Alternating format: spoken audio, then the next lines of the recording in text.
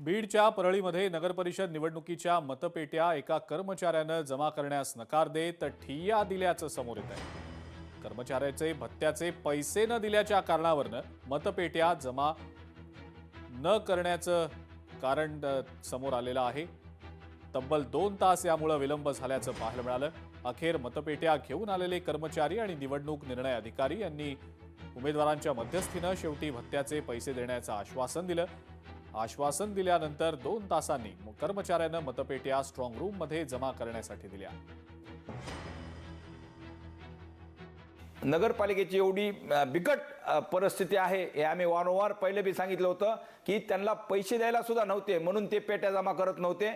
आम्ही स्वतः मध्यस्थी करून त्यांना पैसे देण्यासाठी किंवा काय त्यांचा आहे दोन्ही ह्याच्यामधला प्रॉब्लेम मुख्याधिकारी परळी नगर परिषद आणि लाटकर साहेब जे की इलेक्शन कमिशनर इलेक्शन ड्युटीवर आहेत ते सगळ्यांना आम्ही मध्यस्थी करून 2 तासानंतर पेट्या जमा झाल्या। ह्याच्यात हेच सिद्ध होतं की परळीमध्ये आम्ही वारंवार सांगत होतो की परळीमध्ये भ्रष्टाचार झालेला 1 रुपया सुद्धा शिल्लक ठेवलेला नाही आहे।